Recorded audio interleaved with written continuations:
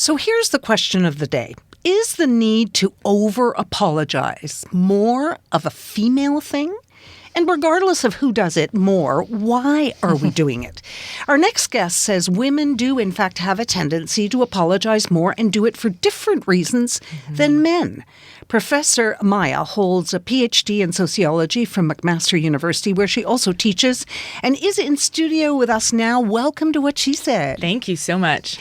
Now, you're also the author of Hey Ladies, Stop Apologizing and Other Career Mistakes Women Make. So tell us, where did this obsession with apologies come from? Okay, so I was finishing my degree and I was attending an academic conference, a 5-day conference. I was sitting in the audience, about 500 of us there, and there was a panel discussion. I was listening to fellow PhDs, women at the pinnacle of their career, women who had published hundreds of academic articles, dozens of books, and all they had to do was introduce themselves.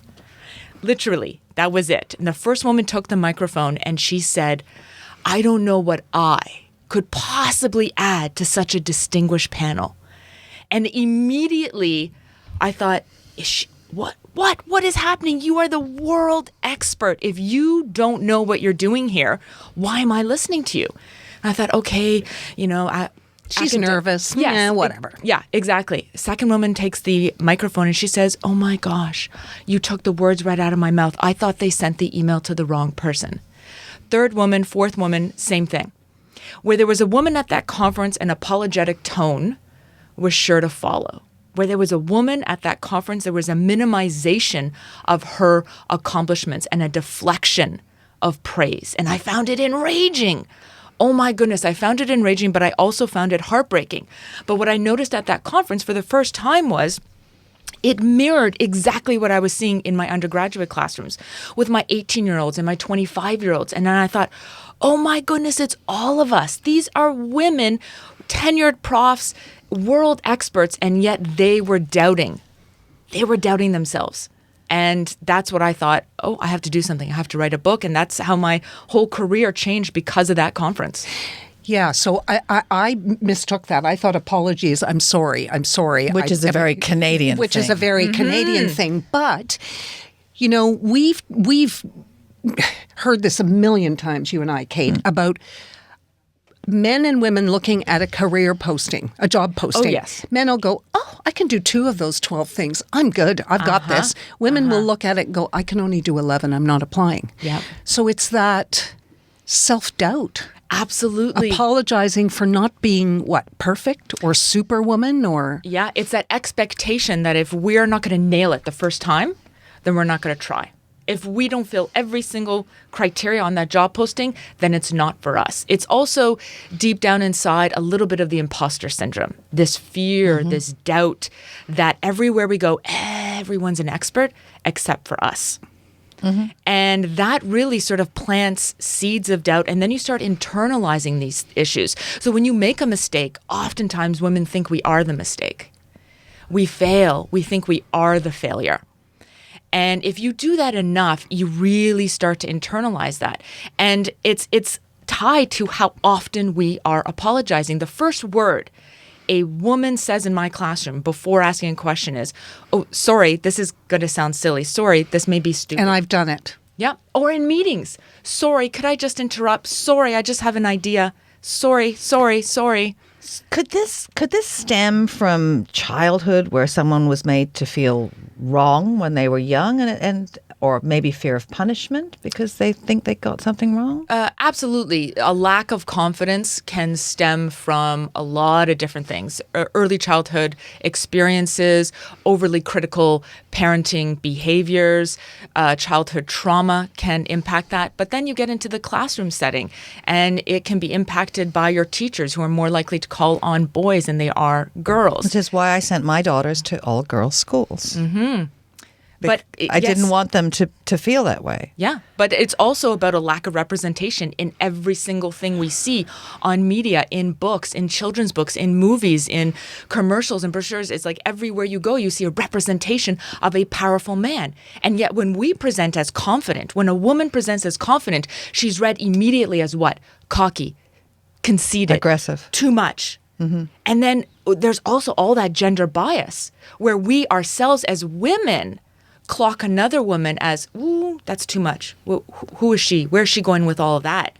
Research shows women are tougher on other women. When you have two resumes that come your way, one's Howard, one's Heidi, they're identical.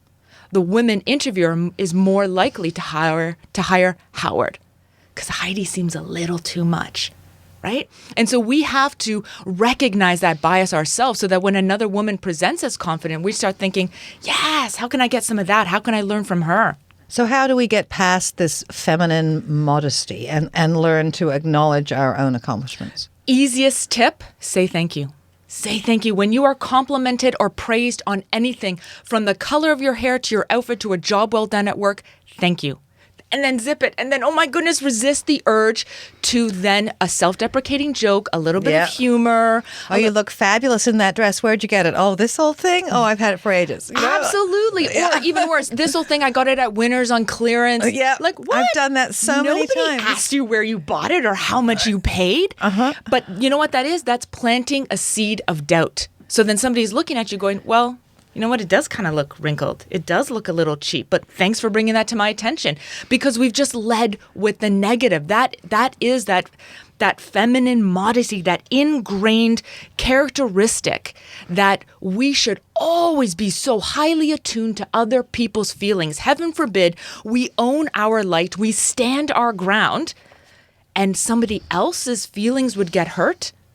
And I don't want that for me. I don't want that for my daughter or my undergrads or any woman listening. I don't want us to dim our light because somebody else's feelings may be hurt. So let me ask you this. We all love our children. So we don't want them to apologize for anything. Yeah. What are we doing subconsciously without even knowing that we're programming them for this? Because it must start at home, or it must be fed at home or reinforced at home. Absolutely, it's fed, because from a very early age, our young girls are taught to be humble, just be nice, just get along, just share, just don't hurt anybody's feelings. And there's a really big difference between over apologizing, where it becomes insincere and we're just throwing away our confidence with every needless, useless apology, versus apologizing when it really, truly matters, when you have inflicted harm, when you've hurt somebody. Apologize for that. But don't apologize for interrupting somebody, for wanting to have your opinion heard, for, how many times have you apologized? Somebody comes to your house, oh, sorry, my house is a mess. Sorry, I didn't have a chance to clean up. Sorry, I'd like to, those are those needless apologies that we can just easily switch for something more confidence-inducing. Absolutely. I mean, I'm constantly apologizing for, the house is too messy or whatever. But then my friends say, but we came to see you. We don't care about how the house looks. Yeah. But I wonder, how does it make you feel when already in your mind you're thinking, I have to apologize for this? Is there anything else that women do to undermine their confidence when it comes to communication? Is there something else we should be aware of other than apologizing? Cataloging our mistakes instead of highlighting our progress. So often women can rattle off the last 20 mistakes they made. Remember that one time in 2007 when I messed up in that presentation? No, but again, thanks for bringing that to our attention. But yet you ask a woman, and I do this exercise in my workshops and classrooms, and I'll say, you've got 2 minutes. Write down 10 things that you are so proud of yourself for, your top 10 accomplishments. Nobody ever fills a page. Really? No. I find never. that fascinating. Never. Because I don't want to brag, it's too much, or I don't know if this is good enough to highlight. Okay, so the book is called Hey Ladies, Stop Apologizing. How do people connect with you and get a copy of the book? Thank you. So they can go on to ProfessorMaya.com. That's my website. All my Instagram handles and Twitter is at Professor Maya, and Maya is Maja. Or they can go on to TED Talks and check out my TED Talk. It's called How Apologies Kill Our Confidence. And TED actually just highlighted the TED Talk. Oh, congratulations. One of their new ideas. Yeah. Yes. Thank you so much. Well done. Well, See, there you go. There you go. Let me just say, Yes. I am waiting for you to design a course for public school. Yes. I would like that also. To start right in, grade 2 or 3. Yes. And I'm doing talks in high schools, but absolutely that is something. To start them young and start the them young. teachers young. Yep. And the parents. Yes. Yes, we need it. We need it because we're up against so much. We're up against so much. And so we have to start owning our accomplishments and get off the apology train. All right, Professor Maya, thank you very much for coming in and telling us all about it today. Thank you so much. Well, she said